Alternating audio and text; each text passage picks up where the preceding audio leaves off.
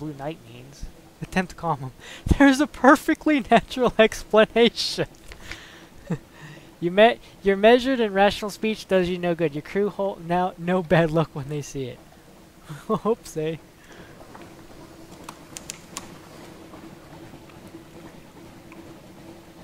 Discover the reef of roses. Doc. Hide your face! Hide all your faces! There's nothing to buy. What's going on in Visage? This is the port of Visage, where faces may not be naked, except one, a stone monument the size of a village church, serenely gazes upward, flourishing of years. Let's make a port report. Yup. A departing merchant gives you a confused account of crocodiles and honeycakes and something about ear blockage. To this, you add your own impressions about the street layout close to port and the types of commerce here. When the lights are especially bright, it is possible to make out the details of the profile of the great stone face. Let's go ashore.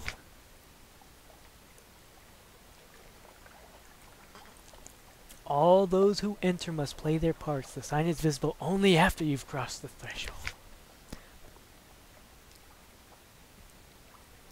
One may not wander Visage at will. Okay. All visitors must pass one by one through a room guarded by a person in the mask of Moonmoth. Ask to go about without any mask. Your own fair face will do for you. Thanks very much. Ask the significant of masks. Okay, Frog looks curious, Locust looks voracious, and Bat looks threatening. What is the importance of these masks? Each mask declares a different intention towards the denizens of Visage.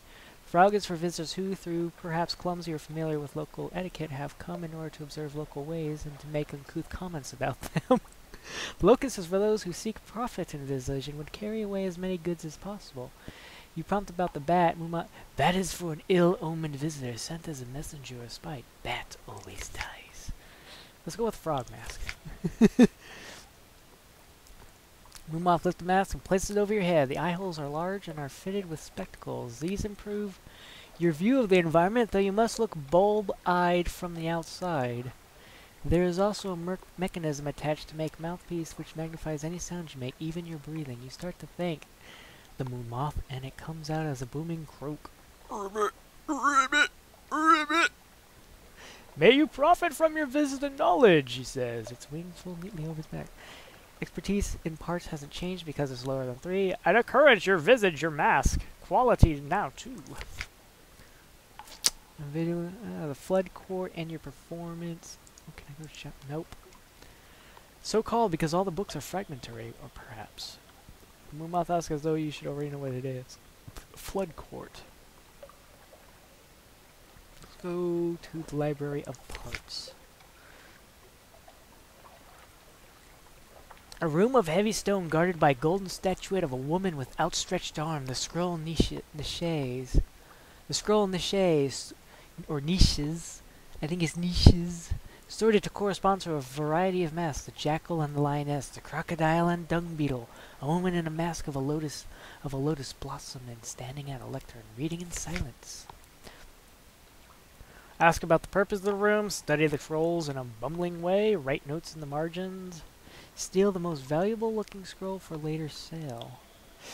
Not very frog-like, but who cares? Your frog glove will hold a pen, that is. Let's study in a bumbling... Let's ask what's going on.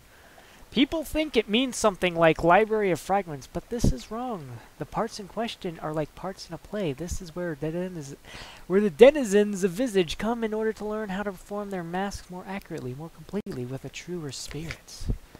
Let's study it in a bumbling way. Taking the nearest, you read aloud, for guarding against the loss of heart. Moonmoth takes it from you, rolls it tightly, and returns it to his... There are as many ways of guarding against the loss of heart as there are different masks, it explains, in the same light and in different voice. You stink. You smell funny. Let's go to the flood court then, I guess. High water. The flood court is a long stone room with 2 ranks of columns on each side. Currently, the court is ankle deep in water. The water stains on the stone show that flood has often reached higher, sometimes up to the height of your waist. In a raised niche on the far end of the room sits a statue of a man with the head of a ram. He holds a jar from which water flows out onto the floor. Try to steal the statue's jug, spy on other occupants. Tastelessly compare the room to other bodies of water. Frogs know water. Frogs like pool, right? Show open enthusiasm for this wonderful indoor pool. What is the purpose of this room? Death per day. From a corner, Moonmoth picks up a graduated stick. He shows you how a person standing at the end of the room may dip their stick into the water and use it to measure the water level at the pre-selected point, and how the measurements are compared with the measurements written on a calendar. If water level does not match the calendrical position, an assembly of pipes and drains is used to adjust it. It must be. Set them up. The water, that...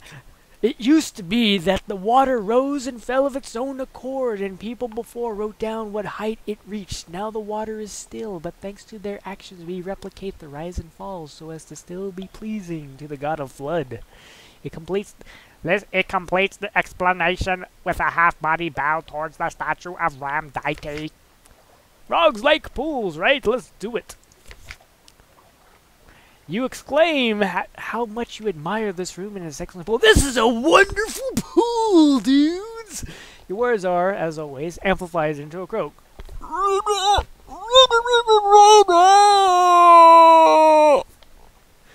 Your other masks turn towards you, a crocodile, lotus blossom, crescent moon, but no one speaks. You have garnered a suitable degree of disdain.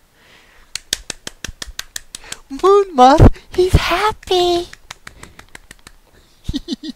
He's happy. We can leave now. Think that again. Right? If you're frog glowed. Expertise in parts. Moonmoth is startled. Apparently no other frog has gone so far as to attempt to face the library's holding. It gets the pen away from you. Later you find that writing down a record of what you just did to be added to the library of parts. Yay! It has make subtle overtures for some time. You may only now understand them. End your performance and leave the island. Bye, sir! You say farewell to Moonmoth. It makes gestures you now recognize as agitation. Perhaps there was some other plan for you here, but no one consulted you about it. You have other things to attend to. Bye-bye! See ya. I'm leaving. You people are weird.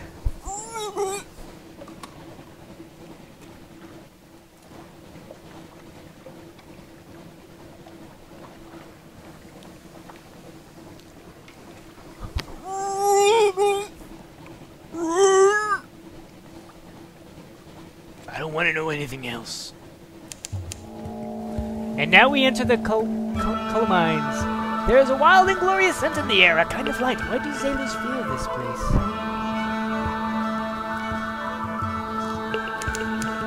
Discovered Ewan's Way!